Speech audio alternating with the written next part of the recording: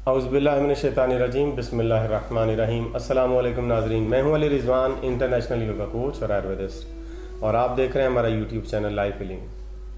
नाज़रीन, सांप, बिच्छू या कोई भी इस तरह की ख़तरनाक चीज़ काट ले तो वो बड़ा अजियतनाक मरहला होता है और अक्सर उससे जान भी चली जाती है। इसी तरह का एक और ख़तरनाक जानवर है जो सांप और बिच्छू से भी ज़्यादा ख़तरनाक हो सकता है, वो मकड़ी है। दुनिया में मुख्तलिफ़ तरह की मकड़ियाँ पाई जाती हैं और मकड़ियाँ इंसानों को काटती भी रहती हैं।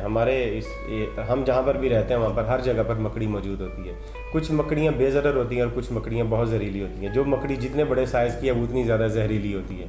लिहाजा आज हम आपको मकड़ी के काटने का इलाज बताएंगे कि वो कौन से तरीके हैं कि जिनसे अगर आपको मकड़ी काट ले और आप वो तरीका इख्तियार करें और वो आयुर्वेदिक नुस्खा इस्तेमाल करें तो इंशाअल्लाह वल अज़ीज़ आप मकड़ी के जहर से निजात पा लेंगे।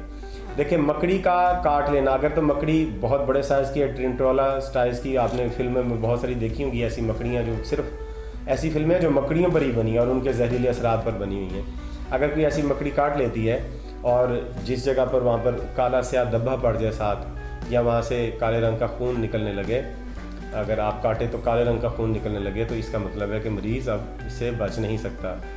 ऐसी मकड़ियाँ भी हैं कि जिनके एक कतरा जहर ही पूरे के पूरे इंसान को मारने के लिए काफ़ी है, या उसका आधा कतरा भी इंसान को मार सकता है। लिहाजा आज हम आपको बता रहे हैं कि अगर मकड़ी काट ले तो फौरी तौर पे आपने क्या करना है जो आप घर में ही इस्तेमाल कर सकते हैं। सबसे पहले आपने ज़ीरा सफ़ेद और सौंठ लेना है। इसको अच्छी तरह से, इसका पाउडर पहले से बना हुआ हो या पाउडर बना लें और उसको पानी के अंदर पीस के थोड़ा सा पेस्ट बना के जिस जगह पर मकड़ी ने काटा है उस जगह पर इसको बड़ा सा करके इसकी वो टिकिया बना के रख दें। इसके ऊपर कपड़ा बांध दें। इंशाअल्लाह वल अज़ीज़ मकड़ी के जहर का असर नहीं होगा।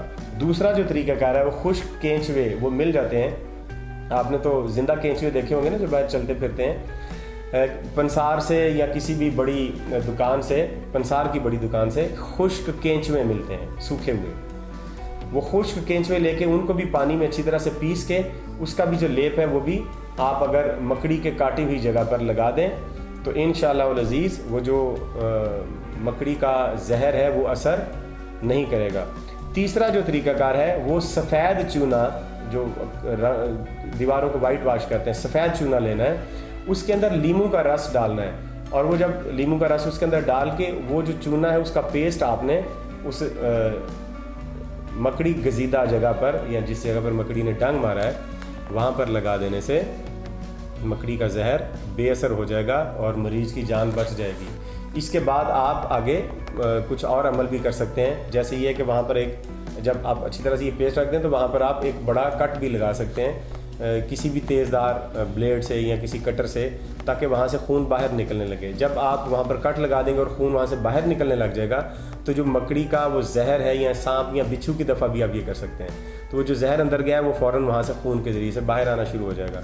और जिस तरफ को बाकी जिस्म का हिस्सा वहाँ पर, यानी अगर मकड़ी ने यहाँ काटा है तो बाकी जिस्म के इस हिस्से को जिस तरफ को जा रहा है वहाँ पर अच्छी तरह से कपड़े से बांध दें ताकि खून वापस दिल की तरफ जाए और पूरे जिस्म में ना पहुँच सके।